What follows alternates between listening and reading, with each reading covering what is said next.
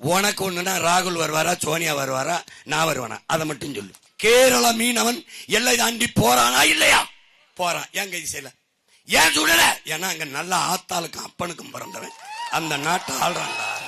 நீஞ்ச தெரிஞ்சிருக்கணும், படகோட தெரிஞ்சிருக்கணும், நான் கொடுக்குற ஆயுதத்தை வச்சு சுட தெரியணும். பயிற்சி கொடுத்து ஏத்திருவேன் படகு. அவன் வந்தான்னு தூக்குடா, இன்டர்நேஷனல் இஷ்யூ ஆகுடா. ஆடுறா. ஏய், எங்களுக்கு ஒரு மரபு தான், சாகிறதுன்னு ஆயிடுச்சு சண்டைட்டு சாவோம், சரணிஞ்சு சாகக்கூடாது. உப்புக்கல்லு இனிக்கும் என்றால் உனக்கு எங்கே மதி போச்சு? செத்த பின்னே சொர்க்கம் என்றால் இப்பிறவி என்னாச்சு? சொத்து இருக்கிறவன் சொல்லுற சொல்லே சரியாச்சு. சுத்தி சுத்தி விரட்டுதம்மா, வறுமை மட்டும் நமக்காச்சு. மனிதா மனிதா இதை மாற்ற வேண்டாமா? நம்மை வாட்டி வதைக்கும் கொடுமைகளை விரட்ட வேண்டாமா என்று போதித்த பொதுவுடைமை புரட்சியாளன் நம்முடைய தாத்தன் ஜீவானந்தம் பிறந்த மண்ணில் கன்னியாகுமரி மாவட்டம் கேரளாவில் ஒரு மாவட்டமாக இருந்திருக்க வேண்டிய ஒன்றை அன்னை தமிழ் நிலத்தோடு இணைக்க வேண்டும் என்று ஈடு இணையற்ற புரட்சியை முன்னெடுத்த நம்முடைய தாத்தா மார்சல் நேசமணி உளவிய மண்ணில் எந்த மகத்தான பணியை நம் முன்னவர்கள் நம்முடைய தாத்தாக்களும் பாட்டன்களும் செய்தார்களோ அதே மகத்தான ஒரு மாற்றத்திற்காக அவர்கள் வழிவழியே வந்த மானத்தமிழ் வீரத்தமிழ் பிள்ளைகள் இந்த மண்ணிலே நிற்கிறோம். பகிருளி ஆற்றுடன் பன்மலை அடுக்கத்து குமரிக்கோடும் கொடுங்கடல் கொல்ல வடதிசை கங்கையும் இம்மயமும் கொண்டு தென் திசை ஆண்ட தென்னவன் வாழி என்று சிலப்பதிகாரத்தில் நம்முடைய மூதாதை இளங்கோவடிகள் பதிவு செய்கிறார்.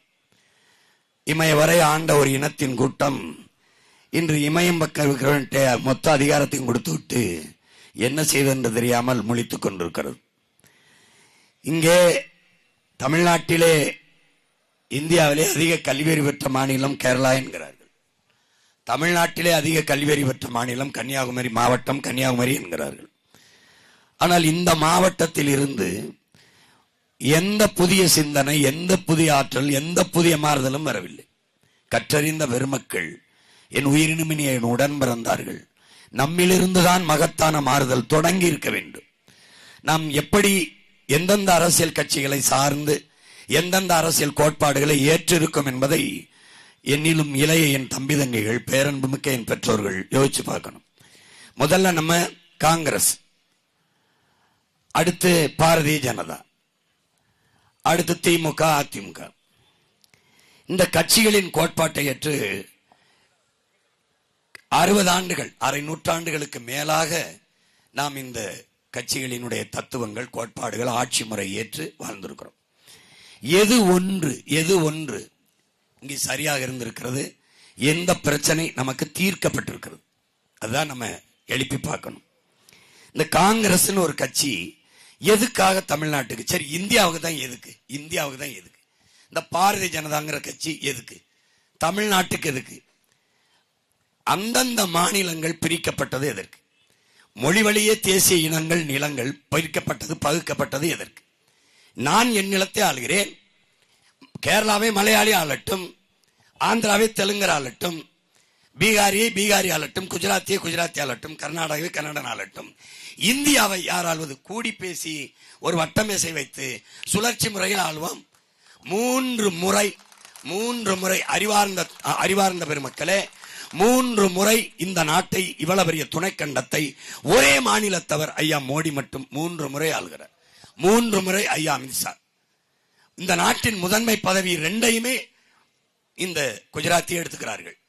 உங்களுக்கு அருந்ததி ராய் என்ற ஒரு சரியும் சமூக செயற்பாட்டாளர், மதிப்பிற்குரிய அம்மையார், அவங்க சொல்றாங்க, இந்தியாவை 2 பேர் விற்கிறார்கள், 2 பேர் வாங்குகிறார்கள். ஒருவர் அதானி, ஒருவர் அம்பானி. விற்கிறவர்கள் ஒருவர் மோடி, இன்னொரு அமித்ஷா, 4 பேருமே குஜராத்திகள் என்று. இதுல யாருக்காவது மாற்று கருத்து இருக்க? என்ன உனக்கு நடந்துருச்சு?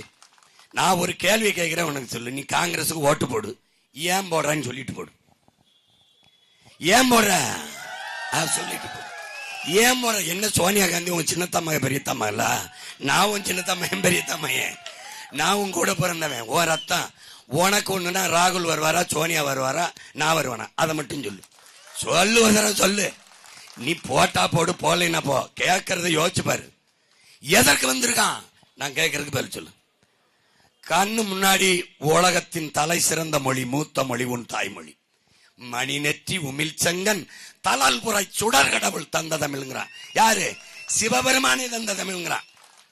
நீ படிக்கிறியா இல்லையா? உலகத்தில் எல்லா மொழிகளும் மனிதன் பேசியது. உன் மொழி என் மொழி தமிழ் இறைவன் பேசிய மொழி. சில மொழிகள் பிறந்து சிறக்கும். என் மொழி சிறந்தே பிறந்த மொழி. காரணம் இயற்கையின் மொழி, அருங்கொடை, ஆதி மனிதனின் உழைப்பில் இருந்து தொடங்கிய மொழி என் மொழி. உலகத்திலே தலை சிறந்த இலக்கியங்களை படிக்கிற வாய்ப்பை பெற்றவர்கள் சீனர்கள், கிரேக்கர்கள். அவர்களையும் தாண்டி தன் தாய்மொழியிலே ஆகச் சிறந்த இலக்கியங்களை படிக்க வாய்ப்பை பெற்றவர்கள் இந்தியாவில், தமிழ்நாட்டில் தமிழர்கள் என்று கேரள கவிஞன் ஆற்றூர் ரவிவர்மா எழுதுகிறார்.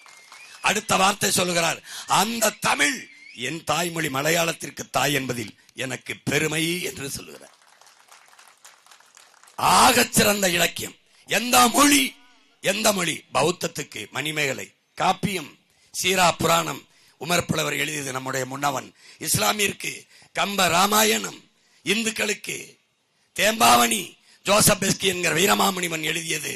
கிறிஸ்தவ மக்களுக்கு எந்தது? சிலப்பதிகாரம் எழுதியவன் இளங்கோவடிகன், நம் முன்னவன் சமண துறவி. எல்லா சமயங்களுக்கும் காப்பியம் கண்ட உலகில் ஒரே மொழி தமிழ். நீ என்ன, உனக்கு என்ன தெரியுது? நன்கு கட்டமைக்கப்பட்ட மொழி, சீர் சந்தம் அசை தொடை யாப்பு என்று உலகில் எம்மொழியின் துணையின்றி தனித்து இயங்கக்கூடிய உயர் தனிச்சொம்மொழி உன்மொழி என் மொழி. மற்றவன்லாம் இயங்காது. எல்லா ஊர்லயும் இது மைக்கு தான், என் ஊர்ல தான் இது ஒளி வாங்கி. எல்லா ஊர்லயும் அது ஸ்பீக்கர், என் மொழியில் அது ஒளி பெருக்கி. புரியுத? எல்லா ஊர்லயும் கார், என் ஊர்ல மகிழ் உந்து. எல்லா ஊர்லயும் மோட்டர் பைக்கு, அது உந்துருளி. எல்லா ஊர்லயும் சைக்கிள், என் ஊர்ல மிதிவண்டி அல்லது ஈருருளி.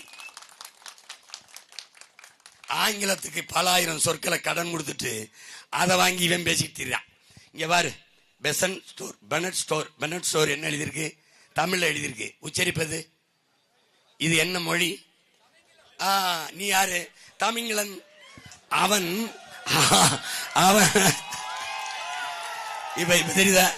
இப்ப தெரியுதா ஏன் கத்திரன்னு? செத்து போச்சடா உன் மொழி இனமும், செத்த இனத்தின் பிள்ளைகளடா நாம். கொன்னது யார்? நம்மதான்டா.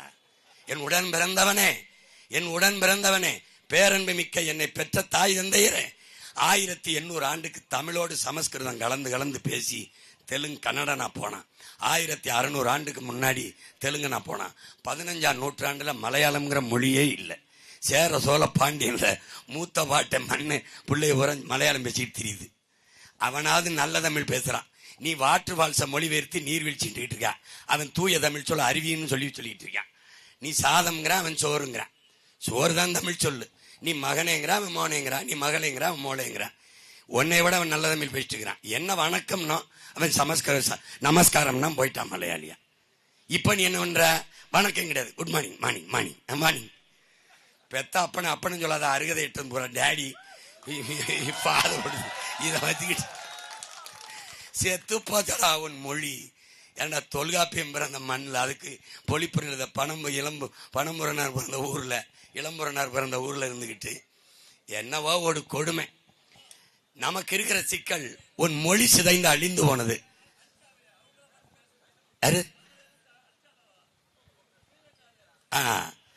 அத பேசுறேன். ஒரு தமிழ நம்ம கிட்ட இருக்கான்.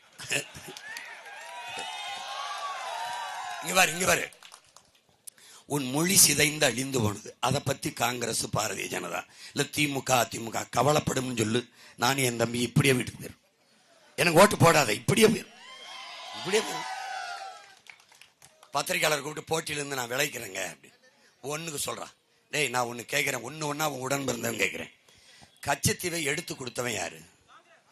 கொடுத்த ஆள் யாரு? இந்திரா காந்தி. கொடுக்கும் போது இருந்தவன் யாரு? கருணாநிதி. இவன் 2 பேரும் கூட்டி சேர்ந்து வந்துகிட்டு, ஏண்டா கொன்னவன் கூட நின்றவன் இவனுக்கு ஓட்டு போட்டு நான் உன்னை கேட்கிறேன், மானம்னு ஒண்ணு நமக்கு இருந்துச்சா இல்லையா?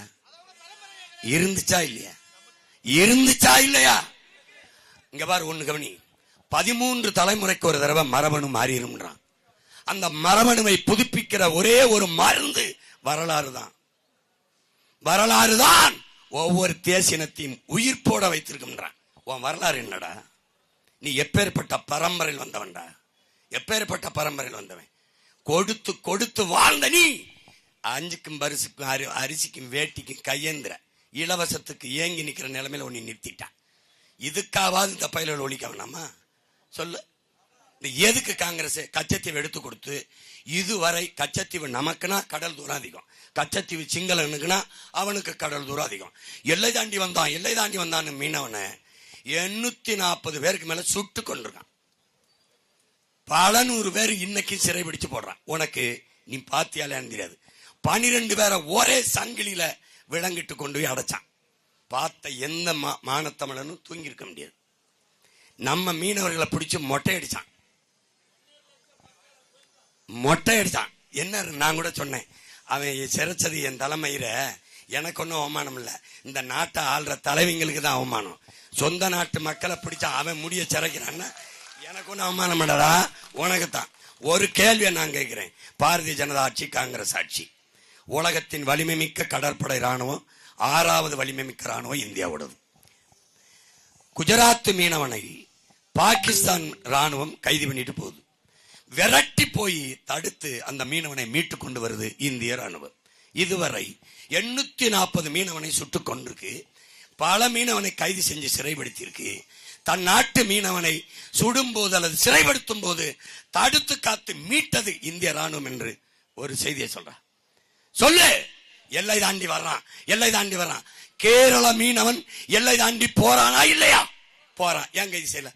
ஏன் சுடல? ஏன்னா அங்க நல்ல ஆத்தாளுக்கும் அப்பனுக்கும் பிறந்தவன் அந்த நாட்டை ஆள்றான்டா. அங்க மான மலையாளி அந்த மண்ணை ஆள்றான். தொட்டா கொன்றுவான். கொன்னா உனக்கு தெரியுமா தெரியாது? அமெரிக்காவோட கடற்படை வந்துச்சு. நம்ம ஆளு கேரள மீனவர் 2 பேரும் மீன் பிடிச்சிருந்தான். தூரத்தில் ஒரு சந்தேகப்பட்டு சுட்டு விட்டான். என்ன பண்ணிட்டாரு தெரியுமா? நம்ம ஆளு 2 பேரையும் பிடிச்சி கைது பண்ணி உள்ள வச்சு 2 கோடி தண்டை வாங்கி ஒவ்வொரு மீனவ வீட்டுக்கு ஒவ்வொரு கோடியை கொடுத்துட்டாப்ல. நம்ம ஆளுக்கு வேணா நெத்தியில் வைக்க ஒத்த ரூபா பொட்டு காசு கொடுத்துருக்காங்கடா. கொடுத்துட்டு வழக்கப்பட்டு உள்ள வச்சுட்டாப்ல.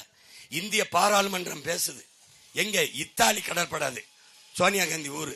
அந்த இத்தாலி நாடு நம்ம நாட்டு ராணுவ நாட்டுக்கு வேண்டுதல் வைக்குது. என்னன்னா, எங்க ஊர்ல தேர்தல் நடக்குது, அவங்க ஓட்டு போட வரணும், தயவு செய்து அனுப்பி வைங்கன்னு. அப்புறம் ஒரு தீர்மானம் போட்டு அனுப்பி வச்சாங்க. திருப்பி அந்த ஓட்டு போட்டு இங்க வரலைன்னா பெரிய பின்விளைவுகளை சந்திக்க நேரிடும்னு மன்மோகன் சிங் எச்சரிச்சாரு. அப்போ ஒரு திணியுண்டு நாடு உனகிட்ட பண உதவி, ராணுவ உதவி, பயிற்சி எல்லாம் வாங்கிக்கிற ஒரு நாடு, ஒரு இலங்கை, ஒரு நாட்டு மீனவனை சுட்டா தொலைச்சு போறோம்டான்னு சொல்ல முடியாதா? அவன் மீது வர்த்தக ஒப்பந்தம், பொருளாதார ஒப்பந்தம், தொழில் ஒப்பந்தத்தை தடை செய்ய முடியாதா? துண்டிக்க முடியாதா? ஏன்? சாவவன் தமிழன் சைத்து கொள்வான். நான் இன்னைக்கு சொன்னேன்டா, பிரபாகரன் மகனா சொன்னேன்டா, என்னைய முதலமைச்சர் நாற்காலியில நீ உட்கார வை, ஒரு மீனவன் அவன் தொட்டுட்டான்னு வச்சுக்கடா. ஏய், என்ன சீமான் சொன்னா தொட்டு விட்டான்னு காலையில கையெழுத்த போட்டு பதவி விளையிட்டு வீட்டுக்கு போயிருந்தா தொட சொல்றா பார்ப்போம். அவனுக்கு தெரியும்டா, நல்ல ஆத்தாளுக்கு அப்பனுக்கு பிறந்தவன், மான தமிழன், பிரபாகரன் என்ற பெருமரவனின் மகன் முதலமைச்சர் நாற்காலியில் உட்கார்ந்துருக்கான். தொட்டா தூக்குவான்னு தெரியும். விளங்குத? மீனவர்களை வச்சே நெய்தல் படகட்டுவேன். உடல் தகுதி, கல்வி தகுதி பார்க்க மாட்டேன். 2 தகுதிதான். நீஞ்ச தெரிஞ்சிருக்கணும், படகோட தெரிஞ்சிருக்கணும், நான் கொடுக்குற ஆயுதத்தை வச்சு சுட தெரியணும். பயிற்சி கொடுத்து ஏத்திருவேன் படகு. அவன் வந்தான்னு தூக்குடா, இன்டர்நேஷனல் இஷ்யூ ஆக்கடா. ஆடுறா. ஏய், எங்களுக்கு ஒரு மரபு தான், சாகிறதுன்னு ஆயிடுச்சு சண்டைட்டு சாவோம், சரணிஞ்சு சாகக்கூடாது.